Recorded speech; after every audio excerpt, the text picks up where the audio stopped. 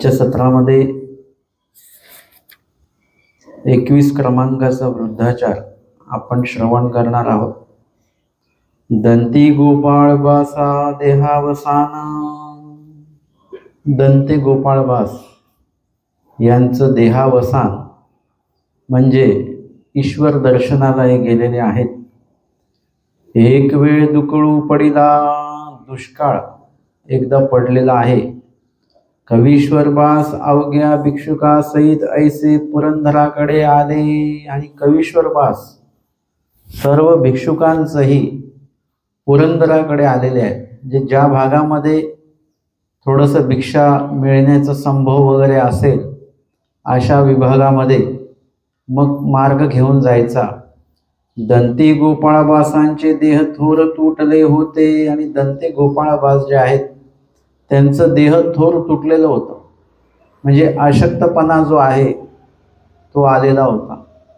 यामध्ये आपण आचाराच्या वचनांमध्ये बघितलं की सुकोनी पाडी म्हणजे आपलं देह कृश करतात।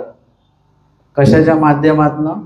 जे काही फोडणी तोडणीचं असेल, इंद्रियार्थ म्हणजे इंद्रियांना आपल्या आवडणार, खास करून जिभेला आवडणारे पदार्थ आपण खात असतो। मग ते एखादी पदार्थ मनाला आवडणारा असतो, मनामध्ये असतं आपल्याला की खायचं आहे। खूप वेळा पोटाला भूकही नसते, पोटाला आवश्यकता नसते, त्या पदार्थ खाण्याची इच्छा मनामध्ये होते किंवा रसना इंद्रिय जिभेला तो भाव निर्माण होत असतो आणि मग ते पदार्थ जे आहेत ते पदार्थ आपण खाण्याच्या दृष्टीने आपण तसे ते प्रयत्न करतो, तो पदार्थ खातो। ते इंद्रियार्थ पदार्थ। काही फोडणी तोडणीचं म्हणजे त्याला काहीतरी चमचमीत केलेलं आहे आणि मग आपण ते पदार्थ खात असतो। असे इत्यादी आपल्या शरीराला आवश्यक नसणारे आणि आपल्यामध्ये दोष निर्माण करणारे, आपल्या विधीमध्ये अडथळा ठरणारे असे अनेक पदार्थ आहेत जे आपण ग्रहण करत राहतो आणि त्या पदार्थांच्या प्राप्ततेसाठी जे काही प्रयत्न आपले चालतात ते सर्व जे काही प्रयत्न आहेत ते आपल्याला ईश्वरापासनं, ईश्वराच्या चिंतनापासनं, स्मरणापासनं, विधीपासनं, सेवादास्यापासून आपल्याला ते पदार्थ देवापासनं आपल्याला लांब ठेवतात। तेवढ्या वेळामध्ये आपल्याला देव आठवत नाही, म्हणजे पदार्थ प्राप्त करण्याची जी प्रक्रिया आहे त्याच्यामध्ये देव आठवण्याचे विधी आपला आपोआपच बाजूला राहून जातो आणि तो पदार्थ प्राप्त झाल्यानंतर देखील दृष्टीस गोचर पडला, तो डोळ्याला दिसला तो पदार्थ की अजून आपण देवाला विसरतो, कधी तो पदार्थ आपण खाल्ला जाईल आपल्याकडनं, अशा प्रकारचे विचार मनामध्ये येतात आणि पदार्थ खाताना मग त्या पदार्थांची चवी घेत आपण खात असतो। कधी तुम्ही पदार्थ खाता, तुमच्या आवडीचा पदार्थ असेल तर तुम्ही चव घेत खाणार।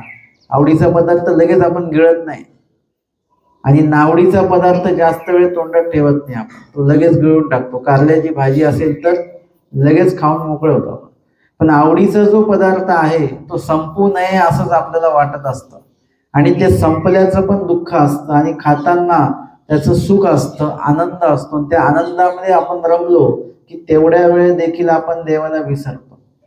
आता ही गोष्ट आपल्या लक्षात आली नसती, पण आमच्या स्वामींनी सांगितलं की शयनासनी भोजनी परमेश्वर व्हावा किंगा। हे जेव्हा सांगितलं तेव्हा लक्षात आलं की बाबा भोजनाच्या वेळेला वगैरे स्वामींनी का सांगितलं देव आठवा म्हणून ना। हे तिन्ही विसरते ठाय आहेत, तिन्ही ठिकाणी तुम्ही देवाला विसरू शकता आणि म्हणून आपल्या आवडीचा पदार्थ भेटल्यानंतर तो ग्रहण करताना, त्याचा आनंद घेताना, आनंदमय जो परमेश्वर आहे त्याला सहजपणे आपण विसरू शकतो। आयुष्यातल्या कितीतरी क्षणी आपण देवाला विसरलेलो असतो आणि मग कधीतरी काहीतरी आठवतं की देवाचं नाव मुखामध्ये नाहीये आपल्या आणि मग ते नाम सुरू होतं। आणि म्हणून असे जेवढे काही पदार्थ आहेत इंद्रियार्थ, फोडणी तोडणीचे, हे सगळे पदार्थ हे आपल्याला दोष निर्माण करून देणारे पदार्थ आहेत। ह्याच्यामध्ये दोष निर्माण होण्याची संधी जास्त का असते? कारण की तिथे आपण ईश्वराला विसरतो म्हणून इथे दोष घडण्याची संधी जास्त असते। जसं आपण अशक्त असतो तेव्हा इतर काही गोष्टींचं इन्फेक्शन होण्याचं संधी जास्त असते, लवकर आपल्याला एखाद्या व्हायरल याचा काहीतरी त्रास होऊ शकतो जेव्हा आपलं शरीर अशक्त असतं. तर जेव्हा केव्हा आपल्या मुखात नाम नाहीये, विधी नाहीये, तेव्हा आपण मानसिक दृष्ट्याने अशक्त असतो. मग त्यामध्ये कुठलाही दोष येण्यासाठी म्हणून सहजपणे तो दोष आपल्यामध्ये येऊ शकतो आणि आल्याचं कळत नाही आणि ते दोष वाढल्याचं सुद्धा आपल्या लक्षात येत नाही.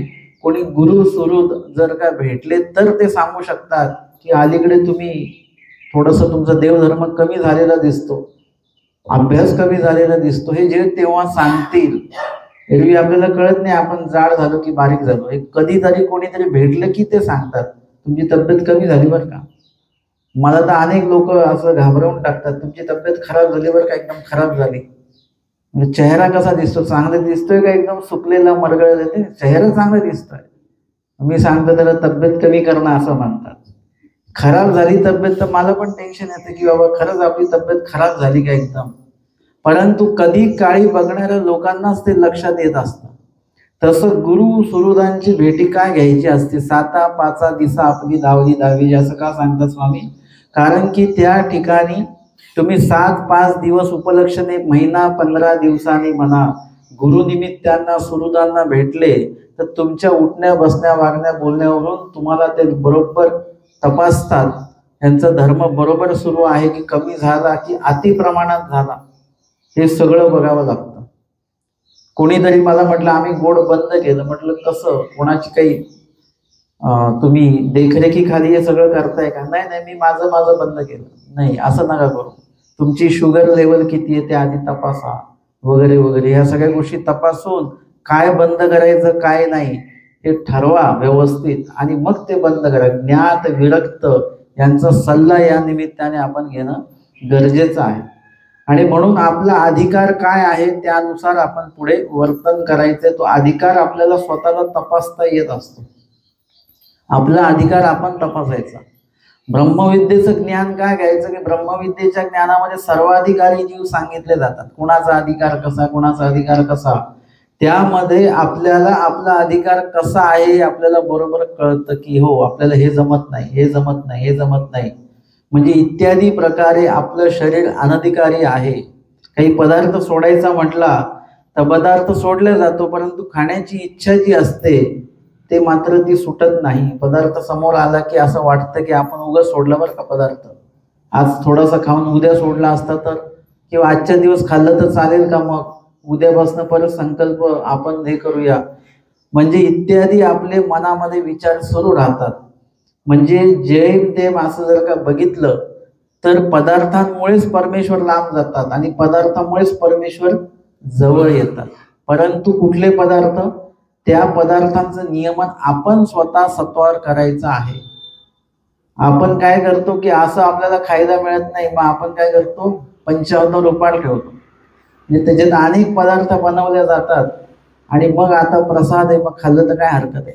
काही डायबिटीसवाले मला विचारतात, बाबा ते प्रसादाचं गोड खाल्लं तर चालेल ना. हा म्हटलं चालतं, त्याच्याने डायबिटीस वाढत नाही. असं जमेल का काही. गोड खाल्लं म्हणजे ते होतच. आणि जो खाण्याचा जो ज्याला व्यासंग आहे तो माणूस ऐन कैन प्रकारे ते खात राहतो, तब्येत बिघडत राहते. म्हणजे सगळं जर का आपण बघितलं तर आपण प्रपंचामध्येच का आहोत आणि आपल्याला देवधर्माला वेळ का नाही मिळत.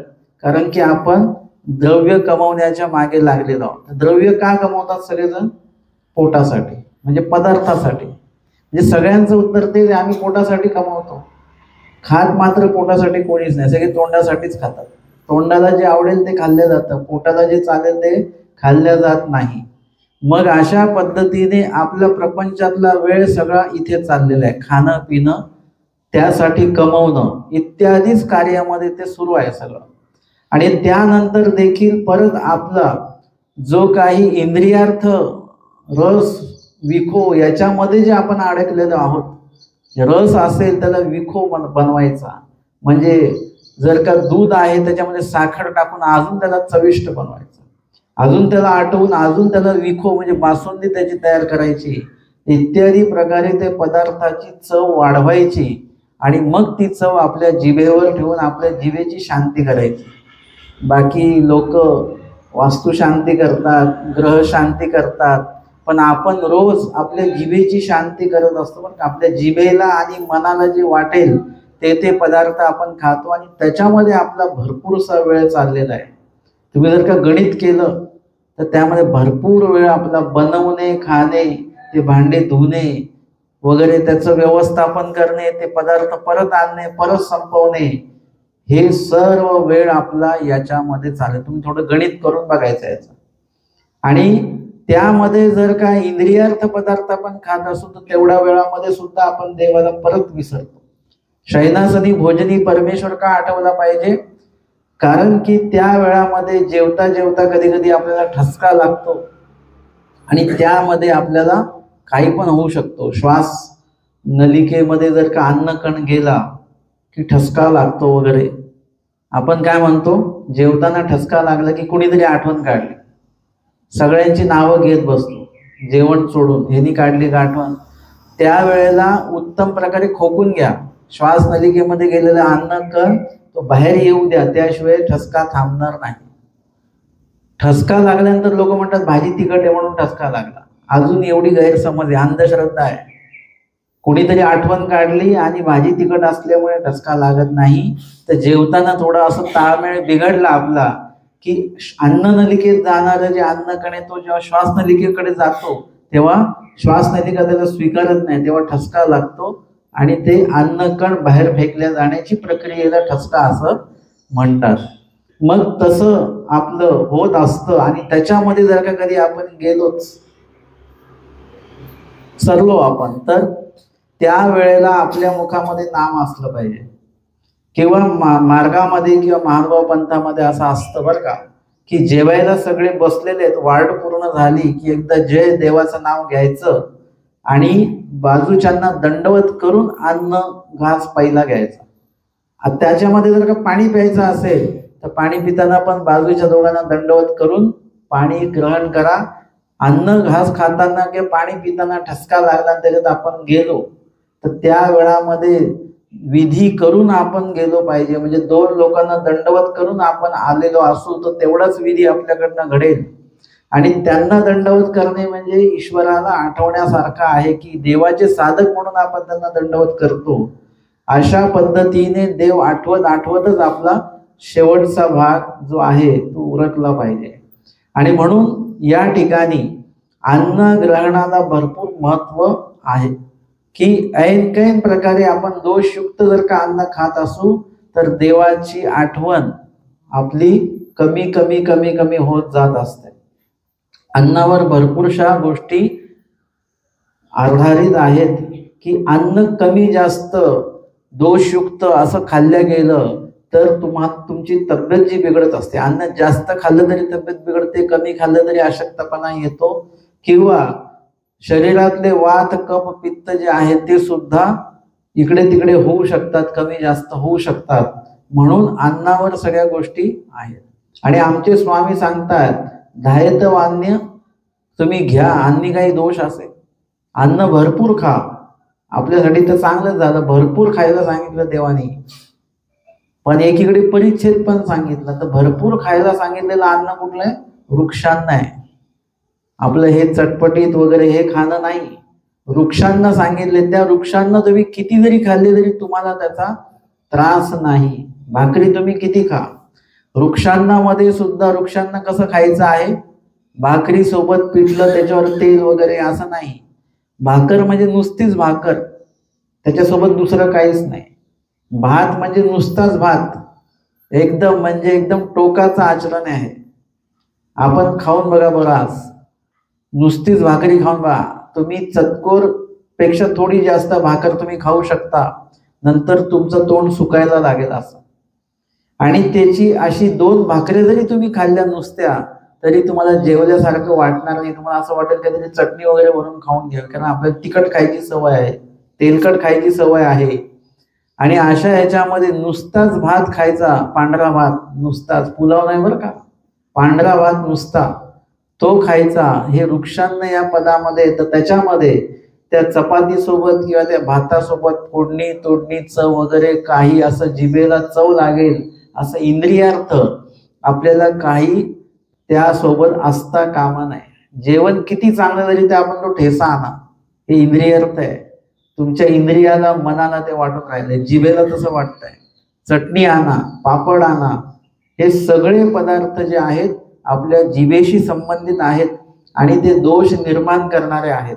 आणि तेवढ्या वेळेला तुम्हाला जेवढ्या वेळेला पदार्थ आठवतात तेवढ्या वेळेला परमेश्वराला आपण विसरत असतो. आणि म्हणून देवानी सांगितले, जेही तुम्ही ग्रहण करता खाता ते काला करून घ्या, सगळं एकत्र करा, म्हणजे एकाच पदार्थाची चव एका वेळेला लागणार नाही. तोच पदार्थ त्या दुसऱ्या पदार्थांमध्ये पूर्ण मिश्रित होऊन जातो, त्याचा पूर्ण काला होऊन जातो. त्या पदार्थाचं जे अस्तित्व आहे, स्वतंत्र अस्तित्व, ते संपून जातं, स्वतंत्र राहणे नाही. आता इथे एकत्र सगळं एकत्र केलं की याची चव त्याच्यामध्ये, त्याची चव त्याच्यामध्ये, असं ती विणल्या जाते चव. आणि तुम्ही जेव्हा ग्रहण करता त्या वेळेला देखील काला करून खायला का सांगितलेलं आहे की त्याची पदार्थाची चव लागत नाही, हा त्याच्यातनं एक भाग आहे. त्याच्यानंतर काला करून खायचं असेल तर ते जे काही भाजी आणि जे काही भाकर जे काही असेल तर ते भिजल्या जातं. भिजल्यामुळे तुमचं दाताचं काम कमी होतं, पोटाच्या आतड्यांचं काम कमी होतं, पचायला लवकर ते सोयीस्कर जातं. आणि तिसरं कारण असं आहे की तुम्हाला ते जेवायला वेळ लागत नाही. एरवी तुम्ही 2 भाज्या 3 भाज्या वेगवेगळं खाऊन राहिलेले तर त्याला एक विशिष्ट वेळ लागतो, 20 मिनिटं ते 25 मिनिटं लागतात. पण काला केलेला असेल, ते चांगलं भिजलेला असेल तर तुम्हाला 10 मिनिटाच्या वर वेळ लागणार नाही. म्हणजे जेवण्यामध्ये सुद्धा आपला वेळ अधिक गेला नाही पाहिजे. आणि घासापाठी घास घेऊन जास्त चावावं लागणार नाही, कारण ते भिजलेलं आहे चांगलं. परमेश्वर आमचे शरीराची सुद्धा, आमच्या पोटाची सुद्धा काळजी घेतात की पोटाला सुद्धा पचायला ते अवघड गेलं नाही पाहिजे. आणि आटन सुद्धा त्यासाठीच सांगितलेलं आहे की आटनादी क्रमे, आटन करायचं आहे, चालायचं आहे, आणि मग विजन करायचं आहे, म्हणजे थोडा वेळ बसायचं आहे, आणि मग भिक्षेला जायचं आहे. म्हणजे रक्ताभिसरण चांगलं आहे, त्याच्यामुळे खाल्लेलं अन्न हे तुम्हाला त्रासदायक ठरत नाही. आपण आजारी का पडतोय? अन्न चांगलं खाऊन सुद्धा आजारी का पडतो? कारण ते अन्न आपण पचवत नाहीये, ते पोटात तसंच राहतंय, अजीर्ण होतं, आणि त्याच्यामुळे आपण आजारी पडतोय. परंतु इथे साधक जो आहे तो पदार्थामुळे आजारी नाही पडला पाहिजे. ही दक्षता आटनामध्ये आहे, ते विजनामध्ये आहे, ते भिक्षान्न पदार्थ त्याच्यामध्ये आहे की काय पदार्थ खायचे आहेत. तेलकट वगैरे आता आपल्याला परत डॉक्टर तेच सांगून राहिले की तेलकट खाऊ नका, तिखट खाऊ नका. आणि आम्हाला आमच्या स्वामींनी आधीच तेल तूप हा गाळोत्तरच सांगितलेला आहे. अधिक त्याच्यामध्ये गुंतून राहू नका, नाही तर तब्येत तिथे बिघडणार आहे. वृक्षांना सांगितलं, आज आपण तेच खाऊन राहिलो, वृक्षांनाच खातोय. ते म्हणतात सलाद खा, साधं साधं खा, एकदम तेलकट, एकदम तेल नकोच असलं पाहिजे. म्हणजे इत्यादी प्रकारे आपण परत वृक्षांनाकडेच येतो आहोत. वृक्षांना हेच आपल्यासाठी चांगलं आहे. अशा पद्धतीने आपण जर का आत्ताचा जो आपला आहार आहे त्यानुसार आपलं जे काही वजन आहे शरीराचं, ते जर का आपण अन्नावर प्रयोग केला की आपण अन्न वृक्षांना खायला सुरुवात केली, तेलकट कमी खाल्लं, तुपकट कमी खाल्लं, जेणेकरून वजन वाढेल, अशा प्रकारचे पदार्थ जर का वजा केले आपण, तर काय होईल? आपल्या देह सुद्धा कृश व्हायला लागेल. मांस धातू आटोनी गेले सुकोनी पाडीमध्ये काय सांगितलं त्यांनी की अस्थि आणि चर्म एक झालं. अस्थि आणि चर्माच्या मध्ये कोण आहे? मांस धातू आहे, ज्याला आपण चरबी असं म्हणतो. ती मांस धातू आटून जाण्यासाठी आपण किती प्रयोग चालू आहेत आपले. परंतु आमच्या ज्या ईश्वराचे जे साधक आहेत त्यांचं ते वृक्षांना खाऊन, म्हणजे वृक्षांनाशी तो संबंध आहे, आटनाशी तो संबंध आहे, ते जर का तुम्ही केलं तर मांस धातू आपली बरोबर आटून जाणार आहे. आणि अशा पद्धतीने दुष्काळ पडला आणि आचरण सुद्धा सुरू आहे आणि त्याच्यामध्ये परत पदार्थ कमी मिळतोय. जो वृक्षांना जेवढ्या प्रमाणामध्ये मिळालं पाहिजे, तुमचा रोजचा आहार किती आहे दिवसभराचा, तेवढं सगळं मोजून तेवढ्या मापाचं वृक्षांना खाणं, याला आहार शोधणी असं म्हणतात. आणि ते वृक्षांना जे आहे दिवसभराच्या वजनाचं वृक्षांना तुम्हाला एकाच वेळेला खायचं आहे, 2 वेळेला खायचंय का 3 वेळेला विभागून खायचंय हे तुमच्या प्रकृती अनुरूप अधिकाराच्या अनुरूप आहे. काही लोक फक्त एकदाच जेवतात, काही 2दा जेवतात, काही 3दा जेवतात. म्हणजे अशा पद्धतीने त्यांच्या त्यांच्या अधिकारानुरूप चतुर्थांश आहार 3 वेळा घ्यावा, 2 वेळा घ्यावा की 1 वेळाच घ्यावा, अर्धा आहार 1 वेळा घ्यावा, 2 वेळा घ्यावा की 3 वेळा घ्यावा. जो आहार आपला निश्चित झालेला आहे, वृक्षांनाचं जे काही प्रमाण आहे ते विभागून घ्या आणि ते एकाच वेळेला घ्या. अशा पद्धतीने ते वृक्षांना खाऊन ते ग्रहण करून काय होतंय की ती आशक्ती येते. आणि अशा पद्धतीने कवीश्वर सर्व भिक्षुकांना घेऊन पुरंदराकडे आलेत आणि दंती गोपाळवासांचे देह थोर तुटले होते, म्हणजे अशक्तता भरपूर प्राप्त त्यांना झालेली होती. मग गोपाळबाई म्हणितले कवीश्वर हो आता मज फांका वया अनुज्ञा दावी. दंते गोपाळवास त्यांना म्हणतात की आता मला काय अशक्तता प्राप्त झालेली आहे, आता माझं देव दर्शनाला जाण्याची वेळ जवळ आलेली आहे, आता मला फांका वया अनुज्ञा द्यावी. म्हणजे आता मला थोडं एकांकामध्ये आचरण करू द्या, एकट्यामध्ये. म्हणजे तिथे आपल्याला योग्य प्रकारे देव आठवता येत असतो. फरक असा आहे की तुमच्यामध्ये जेवढा उत्साह आहे, जेवढी ताकद आहे, ऊर्जा आहे, तेवढं तुमचं देव आठवणं कमी होतं. आणि जेवढं तुमची अशक्तता प्राप्त झाली की आपली हालचाल बंद होते, आपलं चालणं फिरणं बंद होतं, है ना. मग आपल्याला ताप आला की आपण कुठे असतो, बिछाण्यातच असतो. तिथे तुमचा देव आठवणचा विधी जो आहे तो चांगल्या प्रकारे घडू शकतो, आहे ना. उलट आपल्याला वाटतं की आम्ही बरे झाले की देव देव करू, बरे झाल्यानंतर आपण इतर कामं करण्यात आपली ऊर्जा लावत असतो, इकडे जा तिकडे जा, ह्याच्याशी बोल त्याच्याशी बोल. आणि ताप असेल तर आपण एकाच ठिकाणी बसलेलो झोपलेलो असतो, त्या ठिकाणी उलट जास्त देव आठवण्याचा भाग घडू शकतो, विधी घडू शकतो. कारण त्यावेळेला आपल्याला इतर कुठल्याच गोष्टी आवडत नसतात. तुम्हाला खायला काय दिलं आवडत नाही, नको ते खायला, आवडीचं आहे तुमच्या, नको नको, इच्छाच नाही. तुम्ही खूप वेळ टीव्ही नाही बघू शकत कारण की डोकं दुखायला लागतं. नंतर अशक्तता असल्यामुळे त्रास होतो त्या प्रकाशाचा, त्या उजेडाचा. त्यावेळेला आपल्या लाईटही नको असते, आपल्या डोक्यावर कोणी लाईट लावली तर आपण बंद करा ती लाईट.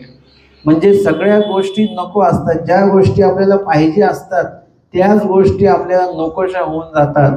आणि मग एका प्रकारचं ताप म्हणजे एका प्रकारचं ते वैराग्यच आहे. आपल्या शरीरावर आपल्याला वैराग्य आलेलं असतं, पदार्थ खाण्यावर वगैरे इतर तिकडे तिकडे फिरण्यामध्ये आपल्याला वैराग्य आलेलं असतं. कोणी म्हटलं चला फिरून येऊ तापामध्ये, आपण म्हणतो नाही, आपलं ताकदच नाही अजिबात, आपण झोपून राहतो. आणि त्यामध्ये जर का तुम्ही देव आठवत असाल तर तुमचं उत्तम प्रकारे देव आठवत, तुम्हाला त्यावेळेला इतर कुठल्याच कामामध्ये तुमचं मन नसतं. तुम्ही बाहेरून थकून आलात की एका ठिकाणी बसता, एकदम शांत होता, त्यावेळेला तुमचं स्मरण चांगलं होऊ शकतं बरं का. आणि त्यावेळी कोणी तुम्हाला म्हटलं आंघोळ करून घ्या, नाही नंतर, जेवण करून घ्या नंतर, हे करू नंतर, म्हणजे तुम्हाला त्यावेळी कुठलंच काम करायचं नसतं, त्या कामातनं तुम्ही अलिप्त झालेले असतात. त्यावेळेला तुम्ही स्मरण मात्र चांगलं तुमचं होऊ शकतं. हा प्रयोग तुम्ही करून बघा.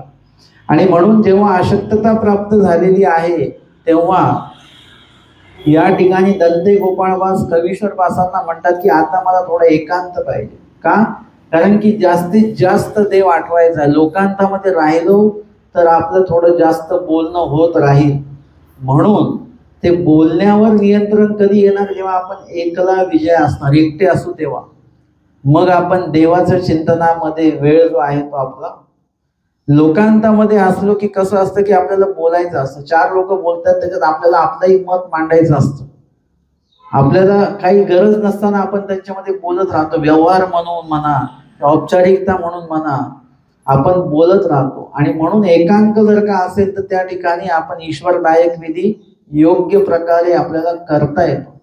अशीच घटना मागे वृद्धाचार क्रमांक 9 मध्ये येऊन गेलेली आहे की यामध्ये आता उलट आहे की कवीश्वर वासांना थोडा शक्ती आलेली आहे आणि ते यांना म्हणतात दंते गोपाळ वासांना की आता मला एकांत असला पाहिजे. आणि म्हणून दोघही विभागणी करतात, दोघही सोबत आटण्याला गेलेले आहेत आणि ते पांकतात, म्हणजे एकांकामध्ये जातात दोघही.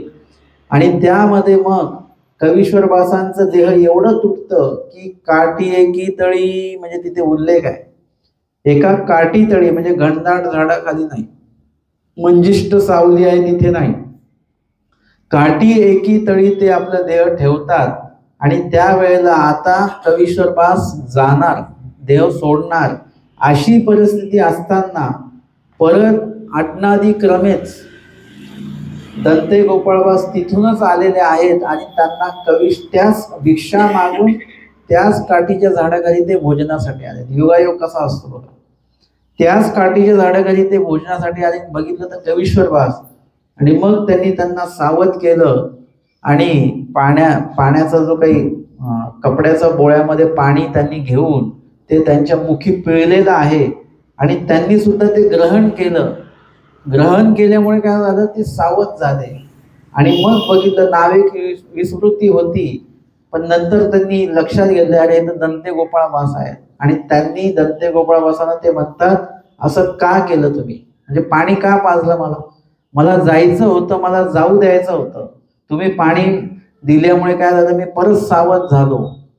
ते म्हणाले नाही, ईश्वराची इच्छा नाही आहे, देवाची इच्छा नाही तुम्ही जावं, म्हणून मी नेमका इथेच आलो आणि तुमची आमची भेटी झाली. म्हणजे ईश्वर हेच काहीतरी वेगळं आहे त्याच्यामध्ये, ईश्वर हेच सुद्धा आपल्याला कळाले पाहिजे.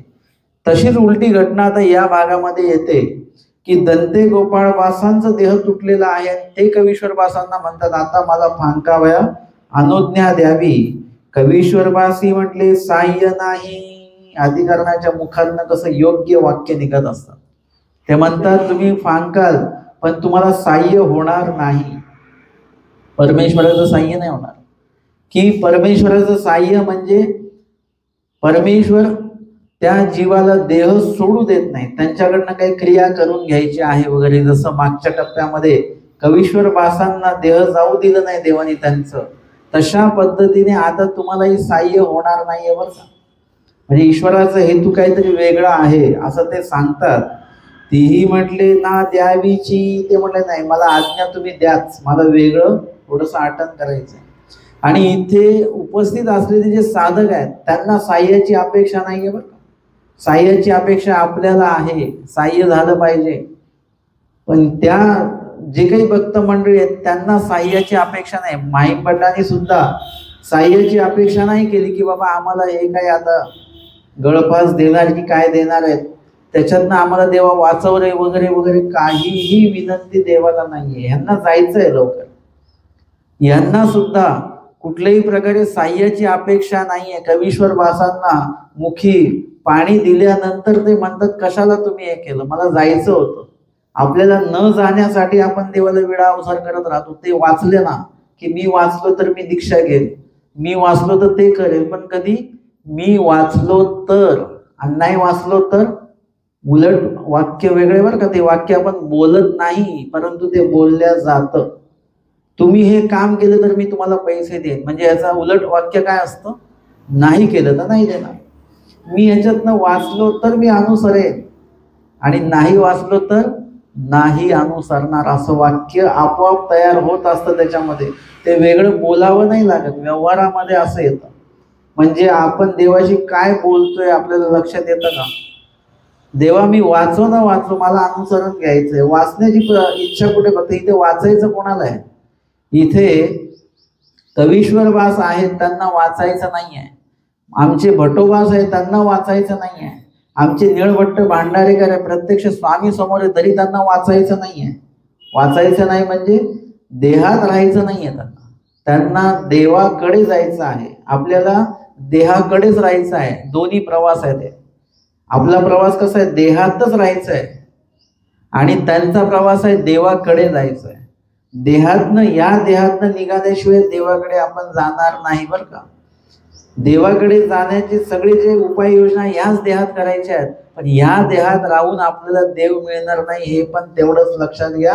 आमचे स्वामी सांगतात, आता तुम्हाला नव्या संबंध म्हणजे पुनःसंबंधीच भेट देणार. मग देवाची भेट घ्यायची असेल तर कुठे जावं लागेल आपल्याला, हे देह सोडावं लागेल आणि पुनःसंबंधी जावं लागेल. नोकरी या शहरात मिळणार नाही, दुसऱ्या शहरात मिळते. आपण नोकरीसाठी शहर सोडतो, तसं देवासाठी आपण देह सोडायला काहीच हरकत नाही. आणि म्हणून याची उत्तरं इथे मिळतात. या लोकांना कुणालाच या देहात का नाही राहायचं, जगायचं का नाहीये. देवदर्शनाला का जायचे त्यांना सर्वांना माहिती आहे, या देही पुनःसंबंध नाही, ईश्वर भेट नाही.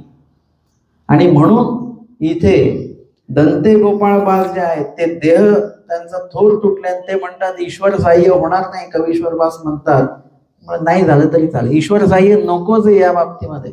ईश्वर सहाय्य तर निळभट्ट भांडारकरांना होतं की काळ वंचना करायची का, देह वाचवायचं का तुमचं. ते म्हणाले की देवा असं असं परत होईल का, नाही, मग जाऊ द्या, मग कसलंच याविषयी सहाय्य नकोय. आपल्याला काय वाटतं आपण मृत्यू झाला म्हणजे आपल्याला सहाय्य नाही झालं, असं नाही. कधी कधी तर कालच्या वचनामध्ये आपण बघितलं की एखाद्या भिक्षुकाची कणव असेल तर त्याला घेऊन जातात, त्याचं दुःख देवाला बघवत नाही. म्हणजे अनुसरल्याचे जीने मरणे ते ईश्वराधीन नाही. किती वेळ ठेवायचं, कधी न्यायचं, कधी नाही न्यायचं, हे सगळं देवावर अवलंबून आहे. आणि म्हणून जेवढं सरणं आहे तेवढं चांगलंच आहे, वाईट काहीच नाही. ती चांगली व्यक्ती आपल्यातनं जाते, एखादे अधिकरण सरतात, आपल्याला दुःख होतं, स्वाभाविकच आहे. आपलं मार्गदर्शन ते होते आणि आपलं मार्गदर्शन गेलं, ज्यांना ते बघून आपण देखोवे की आपण आचार करणार आहोत ते अधिकरण गेले, याचं सर्वार्थी दुःख आपल्याला असलंच पाहिजे. परंतु लक्षात घ्या, ते बाबा सरले म्हणजे त्यांचं वाईट झालं का काही, त्यांचं उलट प्रमोशन झालेलं आहे, ते पुढच्या टप्प्यात गेलेले आहेत. देवाने त्यांच्याकडनं इथे जे काही कार्य करायचे ते करून घेतलेले आहेत. त्यांना आता पुढे पुनःसंबंधाला त्यांना जायचं आहे. आपल्यामध्ये किती दिवस राहतील ते, त्यांनी किती सांगावं तरी आपण तशा प्रकारचं आचरणच करत नाही, मग त्यांनी आपल्यात का राहावं. देव त्यांच्याकडे, त्यांना आपल्याकडे स्वतःकडे बोलवून घेतात. याच्यापेक्षा आनंददायी कुठला क्षण त्यांच्यासाठी नाही, आपल्यासाठी तर ते दुःखदायक आहेच आहे. आणि म्हणून इथे ते म्हणतात की ना द्यावीची मला आज्ञा द्याच, मग दिधली. ते म्हणाले ठीक आहे. मग आटन करीत करीत चंदन वंदना गेले. आटन करीत करीत चंदन वंदन जो परिसर आहे तो तुम्ही जाऊन आला असाल तिकडे, त्या भागामध्ये दंते गोपाळबास गेले. ते तर आहे छत्र घातले होते ते भिक्षे जाती. तिथे राजाने दुष्काळामुळे, दुष्काळाचं सावट सगळीकडेच होतं, परंतु त्या भागामध्ये पण दुष्काळार्थी म्हणजे इतर भागामध्ये दुष्काळ असल्यामुळे त्या भागामध्ये काही लोक आले असतील आणि त्या भागात ते लोक आलेले असल्यामुळे तिथल्या राजाने काय केले, अन्नछत्र त्या ठिकाणी हे केले की बाहेरून येणारे जे लोक आहेत त्यांना अन्न भोजनाची सोय व्हावी म्हणून त्यांनी अन्नछत्र त्या ठिकाणी तयार केलेलं आहे. आणि तेथ ते भिक्षे जाती, तिथे ते भिक्षेला जायचे, कारण कुठेच भिक्षा मिळत नाहीये, दुष्काळी भाग आहे, म्हणून त्यांनी तिथे भिक्षेला ते जात होते. ते म्हणते येथची बैसोनी जेवाल तरी घालुनी. आता इथे जे वाढणारे लोक आहेत, कधी पण आहे की पंक्तीला वाढणारे लोक जे आहेत ते चांगले पाहिजेत बरं का. ते चांगले नसतील तर आपली क्रिया कुठेतरी खुंटते. ते वाढणारे लोक आग्रहपूर्वक, त्यांची पंगत नाही आहे परंतु त्यांनी चांगल्या प्रकारे, जसं आता मी वैयक्तिक मी कुठे काही कमवायला जात नाही, कष्ट करून काही कमवत नाही, काय नाही, जे काही द्रव्य दक्षिणा मिळते त्याच्यावर आमचं भागतं समजा. मग मी काही मोठी पंगत अन्नदान करू शकत नाही कुठे, परंतु एखाद्याची जर का दुसऱ्याची पंगत असेल तर मी काय केलं पाहिजे, क्रियेचे स्वरूप गोमटे म्हणजे त्यांची ती पंगत चांगल्या प्रकारे मी करवून घेणं, की त्यांना सांगणं कुठला पदार्थ मार्गाला आवडतो तो ठेवा, किंवा मग वाढताना मी आग्रहपूर्वक वाढलं पाहिजे. मी पंगत माझी नाही आहे परंतु आग्रहपूर्वक आवडीपूर्वक वाढवून ज्यांची पंगत आहे त्यांची ते अन्नदानाची क्रिया मी चांगल्या प्रकारे करून घेणं एवढं माझ्या हातामध्ये आहे. मी बाकी काही करू शकत नाही, पण मी व्यवस्थापनामध्ये योग्य व्यवस्थापन जर का मी केलं की मंडप इथे पाहिजे, स्टेज इथे पाहिजे, बाबा इथून येतील वगैरे इत्यादी गोष्टीचं नियोजन करणं माझ्या हातामध्ये. एखादी क्रिया चांगल्या प्रकारे करून घेणं दुसऱ्याची क्रिया आहे हे सुद्धा योग्य याच्यामध्ये बसतं. तसं आपण जेव्हा एखाद्याच्या अन्नदानानिमित्त आपण भोजन वाढत असतो तेव्हा ते अन्न वाया जाऊ देता कामा नये, किंवा ते योग्य प्रकारे ते वाढल्या पाहिजे, जेवढं त्यांना पाहिजे तेवढं वाढलं गेलं पाहिजे. आणि आवडीपूर्वक आग्रहपूर्वक आपलेपणाने ते वाढलं जर तर ती पंगत किंवा अन्नदानाची सेवा उत्तम प्रकारची होऊ शकते. आणि आपण कधीही इतरांच्या सेवेचा नाश करायचा नाही. कधी कधी काय होतं की आपण एखाद्या अवसराला जातो आणि उगाचच कोणाला तरी चिडतो, त्याच्यामध्ये तिथलं वातावरण तामस होतं, हिंसक स्वरूपाचं होतं, सगळ्यांचं मन कलुषित होतं. असं करायचं नाही. आपण कुठल्याही कोणाच्याही आणि स्वतःच्याही क्रियेचा कधीच नाश करायचा नाही. त्याच्यामध्ये दोष निर्मिती आपल्यामुळे होता कामा नये, अशा प्रकारची त्या ठिकाणी उपस्थिती आपली असली पाहिजे. आणि इथे जे दंते गोपाळबास जिथे भिक्षेला जातात, वाढणारे लोक आहेत, ते म्हणतात आम्ही भिक्षा देणार नाही, तुम्ही बसा इथे, तुम्हाला पाहिजे ते आणि पाहिजे तेवढं वाढू, इथेच जेवायचं, भिक्षा घेऊन जायचं नाही, असं त्यांनी सांगितलेलं आहे. ते म्हणतात की येथची बैसोनी जेवाल तरी घालुनी, गोपाळवासी म्हटले आम्ही गंगे येऊनी, ती म्हणते आम्ही तुम्हा उदकेही देऊनी. ते म्हणाल नाही की मला इथे जेवता येणार नाही, मला भिक्षा घेऊन नदीच्या तेरी जाऊन मला भोजन करायचं. देवाने सांगितलं नदीच्या तेरी, तिथे जायचं आहे आणि तिथे भोजन करायचं आहे. यांना वाटलं ते नदीच्या तीरी का जातात भोजनाला, कारण की पाण्याची आवश्यकता आहे म्हणून. ते म्हणाले की आम्ही पाणी सुद्धा इथे देऊ तुम्हाला, भोजन सुद्धा देऊ, पाणी सुद्धा देऊ, परंतु ते इथेच देऊ, तुम्हाला इकडे तिकडे जाता येणार नाही. गोपाळवासी म्हटले तरी येत न जेवू, परंतु आम्ही इथे जेवणार नाही, भिक्षा मागून नदी तीरी जाऊनच जेवणार आहोत आम्ही. ऐसे क्षणाचे मान होय, रोज काय व्हायचं, क्षणभर तिथे उभ्या राहायचे, क्षणिक उभ्या राहायचे, मग निघून जायचे. एक क्षण म्हणजे असं हे आहे की एक मनगाठी असेल वगैरे, किंवा एक विशिष्ट वेळ तुम्हाला जो लक्षात येतो, एखाद्या ठिकाणी भिक्षेला उभं राहिल्यानंतर किती वेळ उभं राहायचं आहे हे आपल्याला अंदाजे लक्षात येतं, तेवढ्या वेळ उभं राहायचं आणि निघून जायचं. अशा प्रकारे रोज दंते गोपाळवास काय करतात, तिथे क्षणिक उभ्या राहतात, भिक्षा म्हणतात, ते काही वाढत नाहीत आणि मग क्षण उभं राहून ते निघून जातात. दिवसभर जेवण नाही, काहीच नाही. ऐसे देह शेष राहिले, आधीच अशक्तता प्राप्त झाली आणि त्याच्यामध्ये आता अजून अन्नच मिळत नाही आहे, अजून देह शेष राहिले म्हणजे आता फक्त देह नावाला शिल्लक राहिलं त्यांचं, इतकी अशक्तता आली. मग एकू दिसू नगरावर ते ऐली कडला डोंगरी अधोपरी ऐसे दोई दोंड्याची संधी देह ठेविले. आणि मग एक दिवशी काय झालेलं आहे की एकी दिन मिळे दोन्ही दिन मिळे, इथे हे वचन घडलेलं आहे बरं का. स्वामींनी जे म्हटलंय ते कधी खोटं ठरत नाही. आपल्याला जर आपण अर्थ लावला की स्वामींनी म्हटलं एकी दिन मिळे दोन्ही दिन मिळे, परंतु आपल्याला रोज 3 टाइम मिळत आहे, एकाच वेळेला एकाच दिवशी 3 वेळेला भोजन मिळतं. व्यवस्था देवानीच केलेली आहे आपली, देवाच्याच नावाने आपण ग्रहण करतोय अन्न. आणि एकीकडे स्वामी म्हणतात एकी दिन मिळे दोन्ही दिन मिळे, ते वचन या ठिकाणी दंते गोपाळवासांच्या ठिकाणी ते झालेलं आहे. म्हणजे निश्चित आपल्याला इथे ते वचन बघायला मिळतं की एक दिवस त्यांना अन्न असून मिळालेलं नाही, दुसऱ्या दिवशी पण गेले अन्न असून मिळालं नाही, तिसऱ्या दिवशी पण गेले अन्न असून मिळालेलं नाही. म्हणजे या ठिकाणी जे त्यांनी सांगितलं कवीश्वरबासाने की साह्य होणार नाही बरं का तुम्हाला, ते साह्य इथे होत नाही, कारण की त्यांची ही ईश्वर दर्शनाला जायची वेळ झालेली आहे. जेवढं तुम्ही दुःख भोगाल तेवढं लवकर देव घेऊन जाते. आणि आपल्याला तर दुःख भोगायचंच नाही आहे, थोडंसं दुःख आलं की लगेच आपण वेळा ठेवून ते दुःख काय करतो, पोस्टपोन करतो. आपण आपल्या आयुष्यामध्ये कुठल्याच गोष्टी पुढे ढकलू शकत नाही आणि दुःख मात्र पुढे ढकलायला चाललोय आपण, आणि ते पुढे ढकलल्या जातं असं आपल्याला वाटतं, पण असं काही पुढे ढकलल्या जात नाही. उलट जेवढं तुम्ही दुःख भोगाल देवासाठी तेवढं परमेश्वर लवकर तुम्हाला घेऊन जाणार आहेत. जसं त्या मातेच्या लेकरवाळी मातेच्या दृष्टांतामध्ये ते कवणी लेकूर काही सेन बुजवी, काही कोणी लेकर काही सेन बुजवी, कुठल्या म्हणजे बाकीच्या मुलांना हे दे ते दे खायला दे वगैरे देऊन त्यांना शांत करते. पण एक जो मुलगा आहे त्याला आईच पाहिजे असते, आईच काहीतरी खायला देईल आणि निघून जाईल तसं नाही चालणार, आई पाहिजे म्हणजे पाहिजे. आणि आई काहीतरी म्हणीये करू जाय म्हणजे ती काही रोजचं काम करण्यासाठी म्हणून ती घराच्या बाहेर पडते, मुलगा लगेच तिला बघतो आणि तिच्या मागे धावत येतो, आई अजून पटापट निघून जाते, तो मुलगा आई दिसेपर्यंत रडतो आणि जिथे दिसेनाशी होते तिकडे मातीमध्ये तो लोळतो. त्याला आईच पाहिजे असते. मग अशा वेळेला त्या ठिकाणी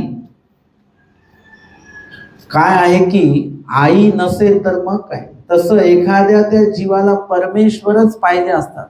परमेश्वर नसतील तर मग त्याचं मन तिथे लागणार नाही, तिथे परमेश्वराकडे जावं असं आहे.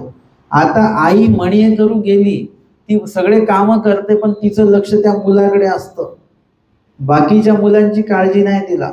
या मुलाची जास्त काळजी की हा माझ्याशिवाय राहणारच नाही, याच्यासाठी झडती करून ये. म्हणजे आई पटापट कामं आटपून लगेच माघारी फिरते याच्यासाठीच. इकडे तिकडे अन्य वार्ता करत बसत नाही. नाही तर 2 बाया भेटल्यानंतर 1-1 तास निघून जातो बरं का धर्मचर्चेमध्ये. पण ती आई जी असते ती कुठेच बोलत नाही, कुठेच बसत नाही, लगेच येते. का की हा रडत बसेल, माझ्याशिवाय राहणार नाही. त्याचं दुःख त्या आईला सतत आठवताना लगेच आल्या आल्या पहिले त्याला घेते आई. तशा पद्धतीने तुम्ही जेवढं देवासाठी दुःख कराल तेवढं देव आपल्यासाठी लवकर येतील आणि आले की सगळ्यात पहिले आपल्याला परमेश्वर जे सन्निधान देणार आहे. अशा पद्धतीने इथे दंते गोपाळवार जे आहेत त्यांनी काय केलेलं आहे की एकू दिसू नगरावरुते, म्हणजे आता एवढं देहकृत झालेलं आहे की आता कुठेच हालचाल होत नाही. आता एकाच ठिकाणी असे झोपून असतील ते देवाला आठवत आठवत. आणि नगरावरुते, नगराच्या वरच्या भागाला ऐलीकडचा म्हणजे त्या गावाच्या कडेने असलेला जो काही डोंगर आहे त्याच्या अधोपर्यायचे दोई दोंड्याच्या संधी, तिथे 2 असे पाषाण आहेत इकडून आणि इकडून. त्या दोन्ही पाषाणाच्या संधी म्हणजे मध्यभागी देह ठेविले म्हणजे त्यांनी आपला देह सोडलेला आहे, जीव त्याच्यातनं निघून गेलेला आहे.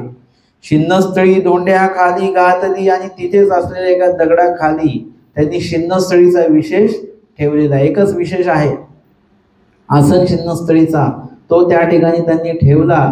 त्याच्यावर तो पाषाण आहे आणि त्याच्यावर लिहून ठेवलं की शिन्नस्थळी दोंड्या खाली घातली आणि दोंड्यासी खडेनी लिहिले येत शिन्नस्थळी असे. जतन करण्याचा भाग बघा कसा आहे की त्या ठिकाणी त्या शिन्नस्थळीचा जो काय प्रसाद तुल्य विशेष आहे तो इकडे तिकडे तो गेला नाही पाहिजे, आणि म्हणून त्याचं जतन केलेलं आहे आणि तिथे लिहून ठेवलेलं आहे. परमेश्वराचं साह्य बरोबर होत असतं. आपल्याकडे असलेले जे विशेष आहेत, काही ठिकाणी असं असतं की एकच व्यक्ती उपदेशी आहे त्या घरातला, पुरुष असेल किंवा स्त्री असेल, आणि विशेष आहेत. आता तो सरल्यानंतर त्याच्या घरातले लोक कोणीच देवधर्म करणार नाहीयेत, विशेष वंदन करणार नाहीत. पण तुम्ही जर का त्यांच्याकडे विशेष मागायला गेले तर ते विशेष देणार पण नाही. ते आमच्या आईचे आहेत, आमच्या वडिलांचे देव आहेत, आम्ही हे दिले तर आमचं ऐश्वर्य कमी होऊन जाईल वगैरे वगैरे. माझं म्हणणं आहे की एका ठिकाणी तर असं झालं की ती म्हाताऱ्या आई सरल्या तर त्यांच्या मुलांनी त्यांच्या सोबत ते विशेष दफन केले. त्यांना म्हटलं अरे विशेष देऊन द्या, हे कोणी तिथल्या साधूंनी म्हटलं. ते म्हणाले नाही, ते आमच्या आई सोबतच गेलं पाहिजे. ते चष्मा देतात ना, त्यांच्या सोबतच्या वस्तूचा हा विशेष आमच्या आई सोबत नेहमी असायचा, तो विशेष पण दफन करून दिला. म्हणजे इत्यादी प्रकार आपल्या घरात घडू नये. तुम्ही जर का कोणी तुमच्या घरात एकटेच उपदेशी असाल आणि तुमच्याकडे भरमसाठ देवपूजा आहे, हे पण आम्हाला बघायला मिळतं बरं का. ज्यांच्याकडे ते एकच उपदेशी आहे त्यांच्याकडे विशेष भरपूर असतात, मग त्यांचे घरचे ते विशेष वंदन करत नाही. चांगल्या चांगल्या पेट्या आपल्या कोणाकोणाकडे आहेत ते धूळ खात पडलेले आहेत असंच. मग आपली जबाबदारी आहे की आपण सरण्याआधी आपल्याकडे जर का 5 विशेष असतील, 4 विशेष तुमच्या विश्वासू व्यक्तीकडे देऊन द्या, ते उपदेशी व्यक्तीकडे, की बाबा हे माझ्याकडनं आता होणार नाही, माझ्या माघारी हे विशेष कोणी करणार नाहीत, ते विशेष कोणाला तरी द्या. आणि घरच्यांना सांगा तुम्ही देव करणार नसाल तर मी सरल्यानंतर हा एक विशेष सुद्धा त्यांना देऊन द्या. अशा पद्धतीने विशेषाची व्यवस्थापन करा, त्याचा अवहेलना होऊ देऊ नका. आमच्या पूर्वजांनी अशा प्रकारे विशेषाचं जतन केलेलं आहे. भटोबासांनी ते आम्हाला उपलब्ध करून दिलं. स्थान शोधनी झालेली आहे, विशेष प्राप्ती त्याच्यातनं झालेली आहे, प्रसाद त्याच्यातनं प्राप्त झालेले आहेत. त्याचं जतन आमच्या पूर्वजांनी अशा पद्धतीने केलेलं आहे की आता महंती देत असताना जी पेटी दिल्या जाते त्या पेटीचा आबाब असतो, म्हणजे डिटेल्स असतात सगळे. याच्यामध्ये काय काय विशेष आहेत, कसले आहेत, काय आहेत, कुठले आहेत, कधीपासून आहेत, हे सगळं त्याच्यामध्ये लिहिलेलं असतं. किती विशेषांची संख्या आहे, प्रसादाची संख्या किती, कर्दम प्रसाद किती, वस्त्र प्रसाद किती, हे सगळं त्याच्यात लिहिलेलं असतं. जुन्या महंतांनी त्यांना ते सगळं द्यायचं, पेटी दाखवायची आणि ते सगळं लिहिलेलं दाखवायचं. त्यांनी तपासून घ्यायचं नवीन महंतांनी, ह्याच्यात जेवढं लिहिलं तेवढं आहे का याच्यामध्ये. म्हणजे परंपरेने अशी ते जतन जे आहे ते सुरू आहे देवपूजेचं. आणि आपल्या असमजदारीमुळे काय होतं की आपल्यानंतर आपल्या घरात कोणी करणार नसेल ते विशेष आजच्या आज तुम्ही ते देऊन द्या. विशेषाची अवहेलना होता कामा नये. दंते गोपाळवासांनी पण सरण्याआधी काय केलेलं आहे की शिन्नस्त्री ठेवली आणि त्या पाषाणावर लिहिलं की येत शिन्नस्थळी असे आहे ते शिन्नस्थळी. आता जर का तिथे दुसरं कोणी आलं तर त्यांना काहीच कळणार नाही येत शिन्नस्थळी असे म्हणजे नेमकं काय. परंतु जर का आपण सुद्धा आता पण गेलो आणि तिथे शिन्नस्थळी लिहिलेलं असेल एखाद्या ठिकाणी तर आपल्याला लगेच कळेल इथे शिन्नस्थळीचा विशेष आहे का, काही तिथलं काही वंदन या ठिकाणी आहे का, असं लगेच आपल्या उपलक्षामध्ये येईल. कारण आपण या महानुभाव पंथाचे आहोत म्हणून. मग तिथे ते शिन्नस्थळी असे कोणाला कळेल, जे दुसरे कोणी भटमार्गीचे येतील त्यांनाच बरोबर तिथे कळेल की ते शिन्नस्थळी असे. तव तिये नगराचा अधिकारी या दुर्गांतो प्रियवरी रात्री उभा होता. ज्यांनी ते अन्नछत्र लावलेलं होतं तो त्या किल्ल्याच्या वर उभा होता सहजपणे. आणि ते उभा असताना रात्रीच्या वेळेला पूर्ण काळोख आहे. तव तेने तेट डोंगरातळी देह जाता समय प्रकाशू देखिला. त्यांचं जे देह चाललं होतं म्हणजे जीवाने देह सोडल्याची जी प्रक्रिया सुरू आहे त्यावेळेला त्यांना तिथे तो प्रकाश दिसलेला आहे, उजेड दिसलेला आहे त्या ठिकाणी. आणि आपणची दिवी लावणी पाहावयाला स्वतः तो त्यांनी बघितलं एवढं याच्यामध्ये एवढा प्रकाश कसा काय दिसतो, उजेड कसला आहे, दिव्याचा उजेड आपल्याला लक्षात येतो. एखादी आग पेटवलेली असेल तर त्याचं सुद्धा आपल्याला लक्षात येतं इथे आग लागलेली आहे. परंतु हे आग लावलेली नाही, दिवा पेटलेली नाही, एक प्रकाशाचा जोत एवढा मोठा दिसतो आहे. हे नेमकं काय आहे म्हणून तो स्वतः त्याने कुणाला पाठवलं नाही, कारण त्याच्यासाठी ते आश्चर्य होतं. म्हणून तो स्वतः दिवा घेऊन तिथे आला. जवळ सावमा येत तो प्रकाश उणा होय. जोपर्यंत जसा जसा पुढे येत होता तसा तसा प्रकाश उणा होत होता, म्हणजे कमी कमी होत होता. आईसा जवळी आला तो त्याचे देह गेले देखिले. आणि जवळ आला तोपर्यंत तो प्रकाश नाहीसा झालेला होता आणि देह सोडलेलं होतं त्या जीवाने. म्हणजे तो उजेड, तो प्रकाश कसला आहे, त्या जीव स्वरूपाचा आहे. आमच्या स्वामींच्या आचरणे करून ते जीव स्वरूप कसं झाले, उजळतीला आलेलं आहे आणि प्रकाशमान आहे. किंवा हा जो अन्नछत्र करणारा जो आहे त्याला हे माहिती नाहीये की ज्यांच्या ठिकाणी अन्नदान घडलं पाहिजे तीच व्यक्तीच्या ठिकाणी अन्नदान आपल्याला घडलेलं नाहीये. आणि ते अन्नदान न घडल्यामुळे त्यांचं देह त्यांनी सोडलेलं आहे. तर हे त्याच्या उपलक्षात यावं म्हणून त्याला कुठेतरी ओळखणी मायेच्या माध्यमातून हा प्रकाश दाखवलेला आहे. एरवी आपल्याला कोणाला ते दिसणार नाही, पण यांना ते उपलक्षात आलं पाहिजे आणि म्हणून त्या ठिकाणी ते दाखवल्या गेलेलं आहे. तेने म्हटले हे तर अन्ने विन गेले. बघितलं शरीर तर हे अन्नाशिवाय गेलेले आहेत.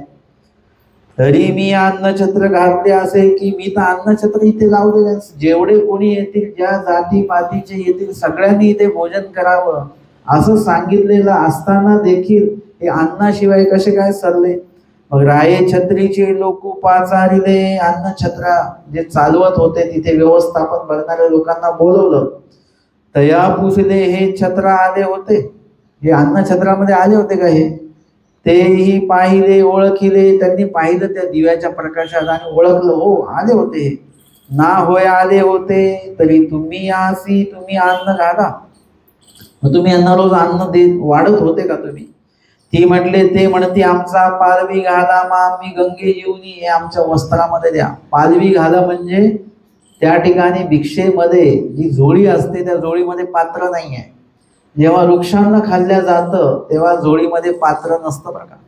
वृक्षांना सोबत जर का काही भाजी डाळ वगैरे खाण्याचा अधिकार असेल, तो अनधिकार असेल तर मग त्याच्यामध्ये पात्र घ्यावं लागतं. आणि जर का नित्राण जर का तुम्हाला देह क्षेपायचं आहे तर त्यावेळेला झोळीमध्ये पात्र घ्यायचं नसतं, त्यावेळेला वृक्षान्न सुक्क अन्न. आता त्याच्यात भाजी घेऊ शकतो का आपण? डाळ कढी हे काहीच घेऊ शकत नाही. नुसतं भाकर किंवा नुसतं भातच वगैरे असं घ्यावं लागेल इत्यादी प्रकारे त्यांनी म्हटलं की हे आमच्या पालवी म्हणजे या आमच्या झोळीमध्ये तुम्ही हे वाढा. मग आम्ही गंगे जेवणी, आम्ही गंगेकडे जेवू. आम्ही म्हणू येतची जेवाल तरी घालूनी आणि हे निघून जाती. आम्ही त्यांना 2-3 वेळा तेच म्हटलं की इथे जेवत असेल तरच वाढू, आणि हे निघून जायचे. ऐसिया परी येत बहुत दिस देखत होतो बहुत दिस, 1 2 3 नाही, बहुत दिस त्यांना ते बघत होते. मग राये म्हटले आहा पापी हो ये ओखटे केले. आणि म्हणे काय तुम्ही लोक, म्हणजे आपले सहयोगी लोक सुद्धा किती हुशार असले पाहिजे. आपण तर क्रिया चांगली करतो आहे, पण सहयोगी लोक जर का व्यवस्थित नसतील तर आपली क्रिया पुढे चालणार नाही. म्हणजे इत्यादी प्रकारे आपण जर का एखाद्याच्या क्रियेचा नाश केला असेल तर आपल्याही क्रिया करतानाचे जे काही सहयोगी लोक असतील ते अशीच असतील की ते निर्णय लवकर घेणार नाही आणि योग्य पद्धतीचा ते घेणार नाही, असं होऊ शकतं. आणि मग तो म्हणतो अरे तुम्ही काय केलं, ओकटे केले, म्हणजे एकदम चुकीचं वर्तन तुम्ही केलेलं आहे. जया पात्राकारणे मी या छत्र घातले, ते पात्र चुकले. अन्नछत्र का घातलं जातं की यामध्ये एखादा तरी व्यक्ती असा मिळेल आपल्याला की ज्यांना अन्नदान ज्यांच्या ठिकाणी घडल्यामुळे आपल्याला परमेश्वर प्राप्ती होईल, किंवा जे काही अन्य लोकांच्या दृष्टीने त्यांना जे योग्य वाटतं ते त्यांना प्राप्त होईल म्हणून ते अन्नछत्र घालत असतात. आणि ज्यांच्यासाठी हे तुम्ही मी अन्नछत्र घातलं होतं ते पात्र चुकले, त्यांनाच अन्नदान घडलं नाही, बाकीच्यांना खाऊ घालून करायचं काय मला. आता येणे छत्रे काही काज, या छत्राचा आता काहीच उपयोग नाही. म्हणून ते छत्रची मोडिले, ते छत्र त्यांनी मोडून टाकलं, बंद केलं तर अन्नदान. मग केतुलेनी काळे कवीश्वर बास शोधित आले. आता कवीश्वर बासांना लक्ष आहे त्यांचं की दंते गोपाळबास या विभागामध्ये अटनादी क्रमे गेलेले आहेत आणि खूप दिवस आता भेटी नाही आहे. मग ते त्या भागामध्ये आवर्जून आलेले आहे, अटनादी क्रमे शोधित आले, शोधत शोधत आलेले आहेत. तेव्हा ते ऐकले, त्यांनी ते ऐकलं बरं का. म्हणजे माहिती मिळतेच, गावाकडे अशा चालू राहतात. कवीश्वर बासांना बघितलं, त्यांची वेशभूषा वगैरे, त्यावरून कोणीतरी म्हटलं होतं की असे एक आले होते बरं का तुमच्यासारखेच, किंवा त्यांनी विचारलं असेल की आमच्यासारखं कोणी आलं होतं का इथे. मग त्यांनी ते सांगितलं हो आले होते बरं का एक असं असं. आणि मग त्यांचं देह त्यांनी सोडलं. कुठे सोडलं? मग तो ठाव पाहिला, त्या जागेकडे मला घेऊन चला. त्या जागेवर गेले, ती जागा बघितली तर शिन्नस्थळी लिहिली होती, देह निक्षेप झालेला आहे त्यांचं. आणि तिथे लिहिलेलं आहे की येत शिन्नस्थळी असे, म्हणजे कवीश्वर बास गेले आणि तो भाग त्यांनी बघितलं. इथे यांनी काय जतन करून ठेवलेलं आहे का, लिहिलेलं आहे का काही, तिथे लिहिलेलं होतं. आणि ते घेतली ती शिन्नस्थळी, विशेष त्यांनी तो घेतला आणि निघाले. आणि मग तिथून ते निघून गेलेले आहेत. अशा पद्धतीने दंते गोपाळबास यांनी देह क्षेपलेला, याला देह क्षेपणं असं म्हणतात. हे केल्याशिवाय परमेश्वर भेटत नाही. तुम्ही किती पंचाहत्तर उपार करा, किती दिवे लावा, किती फुलं वा, किती अगरबत्त्या लावा, कापूर जाळा, याच्याने देव भेटत नाही. देव भेटण्यासाठी सर्व तुम्हाला कापूर वगैरे पदार्थांचं निरालंबी व्हावं लागतं, आलिंबन रहित व्हावं लागतं. कुठलाही पदार्थ नाही. तुम्ही म्हणता नाही आम्ही पदार्थ केलं देवासाठी देवासाठी. आता दंते गोपाळबास काय खाऊ घालत होतं ते देवाला? किती पंचावतार दंते गोपाळबासांनी केलेले आहेत, काहीच नाहीये त्यांच्याकडे. त्यांच्याकडे तर फुलवास सुद्धा नाही. आज्ञाधिक्रमे निघालेल्या व्यक्तीकडे फुलवास सुद्धा नसते, काही नसतं. परंतु त्यांचं देह मात्र असतं. ते फुलवाती जाळत नाही, ते अंतःकरण जाळतात. ते सुगंधासाठी अगरबत्ती जाळत नाही, ते त्यांच्या आचरणाचा सुगंध परमेश्वरापर्यंत पोहोचवत असतात. आणि म्हणून इत्यादी प्रकारे मानव पंथाचं तत्वज्ञान काय आहे, त्याची आचार प्रणाली काय आहे आणि काय केल्याने परमेश्वर होईल हे एकदा लक्षात घ्या. बाकीच्या गोष्टींना बाहेर पडा. दंते गोपाळबासादी जर का असंच अडकून राहिले असते विधींमध्ये, इतर प्रमाणशून्य विधींमध्ये अडकून राहिले असते तर या वृद्धाचारात त्यांचा हा देह क्षेपण्याचा वृद्धाचार आलाच नसता, आपल्याला वाचायलाच भेटला नसता. आणि तो वाचायला भेटतोय कारण की ते आलिंबन रहित झाले आणि ईश्वरे म्हणितले ते कार्य त्यांनी त्या ठिकाणी केलेले आहेत.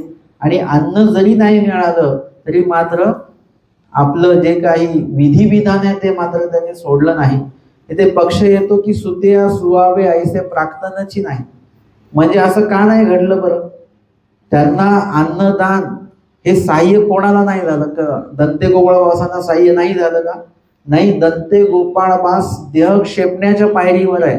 आणि अशा व्यक्तीला जर का अन्नदान अशा व्यक्तीच्या ठिकाणी घडलं तर तो प्रेमोपाय बरं का. दुकाळिका भुकेल्या थोर गोमटे, प्रेमोपाय मधला एक उपाय सांगितलेला आहे. जर का त्यांना दंते गोपाळबासांच्या ठिकाणी अन्नदान घडलं असतं तर त्या व्यक्तीला प्रेमोपायच झाला असता. परंतु सुत्या सुवावे ऐसे प्राक्तनची नाही. म्हणजे अशा थोर पात्राच्या ठिकाणी आपलं अन्नदान घडावं अशी आपलीच योग्यता नसेल तर म्हणजे तोंडाजवळ आपला अन्नाचा घास गेला असेल तरी तो खाली पडल्या जाईल, किंवा खाल्लं असेल तर ते वमन होऊन जाईल. आपलं जर का उपयोगी लागायचं नसेल परमार्गाच्या तर ते उपयोगी लागणार नाहीच. म्हणून आपण प्रार्थना का करायची असते? पंगत ठेवली आणि चांगले पदार्थ बनवायला सांगितले आणि त्याचे बिल पेड केलं, आपण दक्षिणा लावून आलो म्हणजे पंगत झाली नाही. इथे बघा सगळं दंते गोपाळबासांना पण आवश्यकता आहे अन्नाची आणि ह्यांनी सुद्धा अन्न छत्र ठेवलं तरी सुद्धा घडलं नाही. इतक्या जवळ येऊन का नाही घडलं? कारण की त्यांच्या नशिबात नाही. आपल्याला काय वाटतं की आपलं अन्न खाल्लं म्हणजे आपल्याला गोमट लागलं का? नाही. त्यासाठी देवाला आधी प्रार्थना करा. कुठलाही ईश्वरदायक विधी करताना आधी प्रार्थना देवाला करा, स्मरण करा. आमचं अन्नदान निर्दोषपणे घडलं पाहिजे, कुणालाही त्रास नको. आणि आमचं अन्न खाल्ल्यामुळे किंवा आमच्या माध्यमातून जे अन्नदान आपण करवित आहात त्याच्यामुळे कुणाचंही स्मरण भंग नाही झालं पाहिजे, कमी नाही झालं पाहिजे, इत्यादी प्रकारे आपण देवाला प्रार्थना करून त्यांचा धर्म आमच्या अन्नामुळे काही त्याच्यामध्ये अनिष्ट येता कामा नये अशी प्रार्थना करून मग आपण अन्नदान करायचं असतं. तुम्ही जे दंडवत घालता त्याच्यामध्ये साधूंना तर प्रार्थना आहे, पण देवाला सुद्धा प्रार्थना की देवा हे निर्दोषपणे अन्नदान घडू द्या. आणि प्रेमोपायाकडे ते आपलं अन्नदान केलं पाहिजे. दुकाळिका भुकेल्या, तुम्ही काय करताय? जेवून आलेल्या साधूंना जबरदस्ती, त्यांना खायचं पण नाही तरी जबरदस्ती तुम्ही खाऊ घालताय. अन्नदान उत्तम, याच्याने काही प्रेमोपाय घडणार नाही. त्या साधूंना त्रास झाला तर त्याचा दोषच लागेल. म्हणून देवाला तेही हे करा की जे दुकाळिका भुकेल्या सांगितल्या असं आडनादिक्रमा येणारे असतील किंवा तपून मागून एखाद्या विधीत येणारे साधू असतील वगैरे, त्यांच्या ठिकाणी सुद्धा आम्हाला अन्नदान घडू द्या. इतर साधूंच्या ठिकाणी तर घडतच आहे आपल्याला, पण अशाही साधूंचा योग आम्हाला येत जाऊ द्या. अशा पद्धतीने ती विनंती आपल्याला करून आपण सुते आहोत, देणारे आहोत, तर आपलं ते प्राक्तन असलं पाहिजे की आपलं सुद्धा योग्य ठिकाणी योग्य वेळेने योग्य प्रमाणामध्ये आपला आहार प्राप्त झाला पाहिजे. अशी प्रार्थना देवाला केल्याशिवाय देव असे उपाय आपल्याला घडवणार नाहीत. आजच्या सत्रामध्ये आपण या ठिकाणी 21 क्रमांकाचा वृद्धाचार श्रवण आणि चिंतन केलेला आहे. दंड